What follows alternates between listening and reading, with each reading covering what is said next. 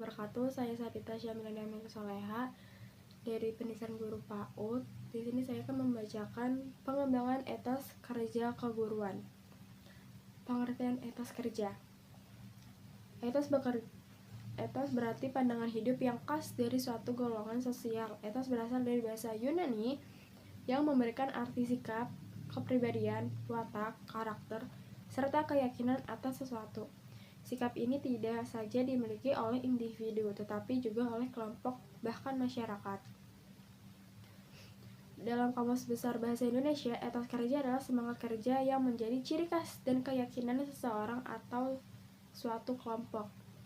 Menurut Annogara 2009, etos kerja merupakan pandangan dan sikap suatu bangsa atau umat terhadap kerja bila individu-individu dalam komunitas memandang kerja sebagai suatu hal yang luhur bagi eksistensi manusia, maka etos kerjanya akan cenderung tinggi. Sebaliknya, sikap dan pandangan terhadap kerja sebagai sesuatu yang bernilai rendah bagi kehidupan, maka etos kerja dengan sendirinya akan rendah. Setiap orang yang bekerja harus memiliki kemampuan untuk menumbuhkan etos kerjanya. Terlebih dalam ajaran Islam, pekerjaan yang dikerjakan, ditekuni, serta diniati untuk kebaikan, maka akan bernilai ibadah di sisi Allah Subhanahu wa Ta'ala. Hasil yang diperolehnya dari pekerjaan yang ditekuni juga dapat digunakan sebagai kepentingan ibadah, termasuk mencukupi kebutuhannya dalam kehidupan sehari-hari. Oleh karena itu, semangat menemukan etos kerja yang islami menjadi suatu keharusan bagi sebuah pekerjaan. Tak terkecuali profesi guru. Dalam penerapannya terdapat ditunjukkan dari cara pandang guru, sikap serta semangat guru dalam memahami arti kerja yang sebenarnya. Seorang guru harus bekerja dengan sungguh-sungguh. Etos kerja guru dapat dinilai dari kualitas atau hasil pekerjaan yang dicapai guru dalam melaksanakan tugasnya di sekolah untuk memenuhi kebutuhan peserta didik. Tokoh Tasmara menyebutkan ada 3 hal berkaitan dengan indikator etos kerja sebagai seorang pendidik, yaitu 1. Aktivitas tersebut dilakukan dengan adanya kesengajaan dan perencanaan terlebih dahulu. Artinya, sebelum seorang guru menyampaikan ilmu pengetahuan dalam proses kegiatan belajar mengajar, seorang guru harus menyusun perencanaan tersebut sebelum memulai proses pembelajaran, sehingga proses yang dilalui akan sistematis, terprogram, dan dapat dievaluasi. 2. Aktivitas tersebut dilakukan dengan dorongan tanggung jawab. Kegiatan yang telah diprogramkan, direncanakan oleh seorang guru hendaknya segera bisa dilaksanakan dengan penuh tanggung jawab, keseriusan, sehingga hasil yang dicapai dapat maksimal. 3. Aktivitas itu dilakukan karena adanya tujuan luhur yang secara dinamis memberikan makna bagi dirinya. Seorang guru hendaknya menyadari bahwa pekerjaan yang ditekuni adalah sebagai pekerjaan yang mulia, mencerdaskan generasi penerus bangsa Indonesia, sehingga pelaksanaan tugas ini haruslah didasari dengan niat yang tulus, ikhlas, dengan meyakini bahwa yang dikerjakan akan mendatangkan manfaat bagi dirinya.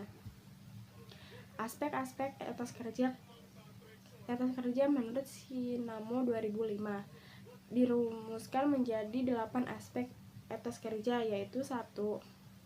Kerja adalah rahmat. Pekerjaan apapun itu merupakan rahmat dari anugerah dari Tuhan.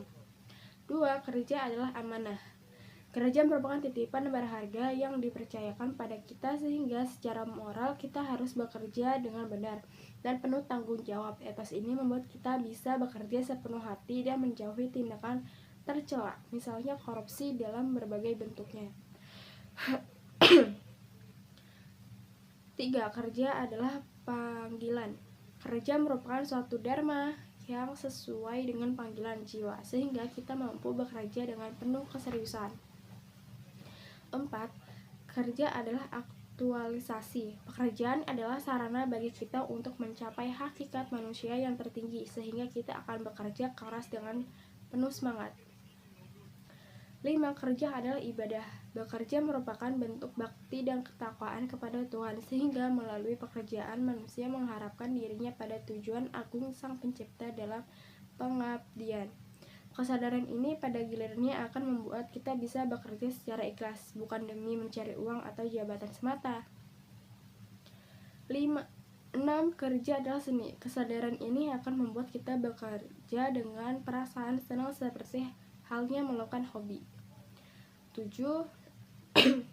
Kerja adalah kehormatan. Seremeh apapun pekerjaan itu, kita adalah sebuah kehormatan. Jika bisa menjaga kehormatan dengan baik, maka kehormatan lain yang lebih besar akan datang kepada kita. 8. Kerja adalah pelayanan. Manusia bekerja bukan hanya untuk memenuhi kebutuhannya sendiri saja, tetapi untuk melayani, sehingga harus bekerja dengan sempurna dan penuh kerendahan hati. Apapun pekerjaannya bisa dimaknai dengan pengabdian kepada sesama. Faktor-faktor yang mempengaruhi etos kerja. Setiap guru memiliki etos kerja yang berbeda, yang dipengaruhi oleh beberapa faktor baik secara internal maupun eksternal. Menurut Anoraga 2014, faktor-faktor yang mempengaruhi etos kerja yaitu: 1. Pekerjaan yang menarik. Apabila seseorang mengerjakan sesuatu dengan perasaan senang bagi dirinya, maka hasil pekerjaan akan lebih memuaskan daripada mengerjakan yang tidak disenangi. Jadi rasa senang dengan suatu pekerjaan juga merupakan hal yang sangat penting dalam meningkatkan mutu dan hasil pekerjaan. 2. Kesejahteraan yang baik. Tidak dipungkiri, bekerja juga merupakan sumber dari penghasilan, termasuk menjadi seorang guru. Pada dasarnya, seseorang yang bekerja juga mengharapkan imbalan yang sesuai dengan jenis pekerjaannya. Dengan terpenuhinya kesejahteraan, atau dengan kata lain upah yang sesuai, maka akan menimbulkan pula rasa semangat serta produktivitas dalam kerja. 3. Keamanan dan perlindungan dalam bekerja. Dengan terpenuhnya keamanan dan keselamatan atas pekerjaan yang dilakukan, maka dalam bekerja tidak akan lagi perasaan khawatir atau ragu-ragu. 4. Pernyataan atas maksud dan makna pekerjaan. Apabila seorang pekerja telah memahami fungsinya sebagai seorang pekerja yang sangat penting bagi umum, maka dalam mengerjakan pekerjaan akan lebih meningkatkan produktivitas kerjanya. 5. Lingkungan atau suasana kerja yang baik.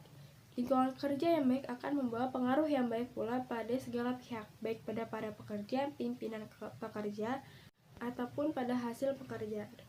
6. Promosi dan perkembangan diri mereka sejalan dengan perkembangan tempat bekerja. Para pemimpin harus tahu bagaimana menghargai perasaan bawahannya agar tetap menjaga citra, baik di dalam lingkungan kerja atau di luar lingkungan kerja. 7. Merasa terlibat dalam kegiatan-kegiatan organisasi.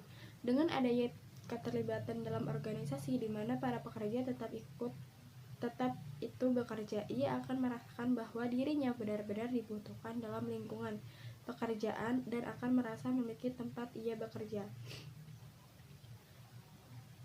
8. Pengertian dan simpati atas persoalan pribadi. Seorang pemimpin yang bijaksana akan memperhatikan bawahannya sampai pada urusan pribadinya.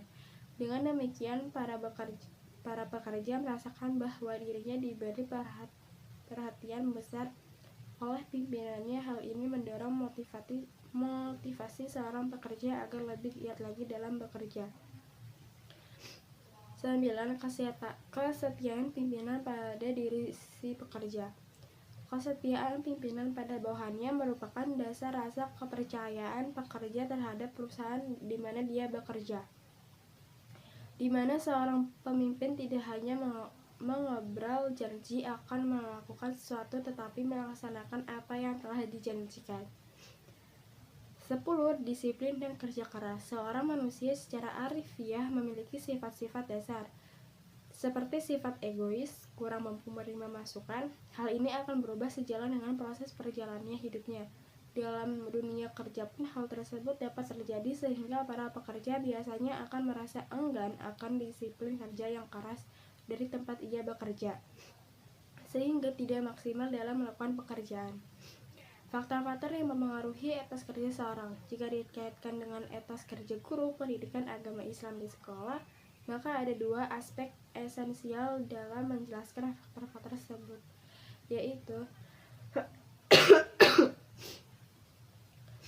satu, faktor pertimbangan internal yang meliputi ajaran yang diyakini atau sistem budaya dan agama, semangat untuk menggali informasi dan menjalani komunikasi.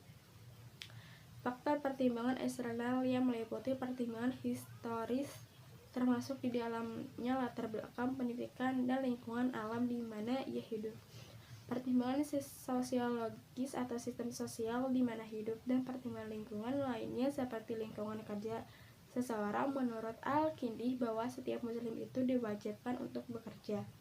Terima kasih.